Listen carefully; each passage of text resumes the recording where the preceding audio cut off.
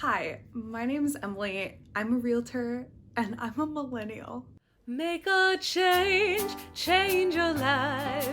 Life's all good in my mind.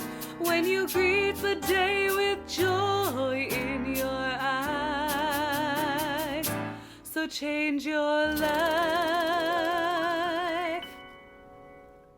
I feel like as a millennial, we've been told that it's not possible for us to own homes. So many millennials today have college debt, we have low paying jobs, maybe we're in between cities, not really settled yet, and dealing with all that society has handed us. Millennials are doing things later than generations in the past have done, like getting married or starting a family or buying a home or settling down.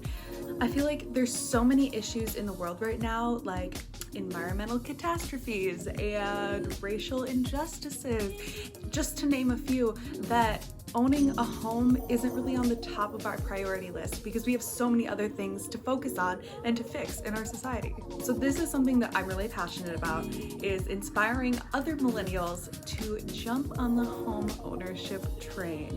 And it's so much more attainable than I ever thought and that a lot of people ever thought. Especially right now, fall of 2020, I am located in Cedar Rapids, Iowa, so I'm going to be talking about our local market, which is just amazing right now. I'm so excited. But if you are a millennial in Iowa, in fall of 2020, now is the time to buy a house. Interest rates are so low. Like, you can get amazing financing. It's incredible. It's mind-blowing how affordable a house can be for you right now. I'm not a mortgage lender, so I say this with a disclaimer, but from my knowledge as a realtor, you, millennial, watching this right now, can probably afford a home, and you don't think that you can. Now, this does not go for, California or New York or other places where home ownership is not as affordable, not only to millennials, but to people of all ages. But in Iowa, if you want to own a home, you probably can this year. Think about it. If you rent, you're already paying a mortgage. It's just not yours. That phrase I heard a few months ago and it struck me to my core, because you are already paying a mortgage. You are already paying a mortgage. And it's not even yours. It doesn't go towards anything. You don't get equity from your rent. You're just giving money every single month and it's not getting you anywhere. Even if you're going through a job change during this time with Corona and derecho, it's still possible to buy a house. And you don't even necessarily need that big down payment that we've been taught that we need to save up 10 or 20% of the price of the home we want. Some lenders have options for 100% financing with zero money down. That's crazy. So you don't even need that big savings account to be able to purchase a home, guys. Interest rates are not going to stay this low for a long time. And I know this sounds like an infomercial, but it's more of just an empowered rant about how, as a millennial, I've been taught that I can't own my own home, and I didn't know about this all until I became a realtor. And now I have the knowledge and I just want to share it with you that home ownership is so attainable. Make sure you find a good lender, shop around, and look for a mortgage that can fit your life.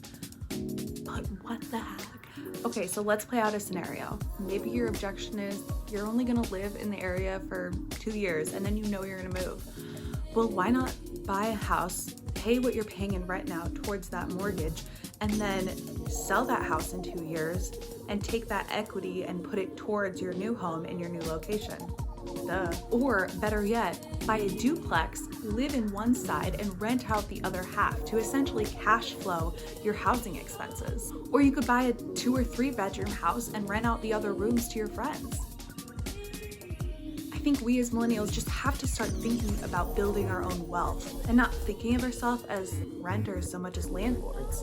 I remember a few years ago there was this article, and I'll try to find it, but it was by someone who was under the impression that millennials are ruining the housing market and we're not buying houses because we spend all of our money on avocado toast. I eat avocado toast for breakfast. It's really not that expensive. Now, I'm also a supporter of financial intelligence and being smart and not going into a lot of debt.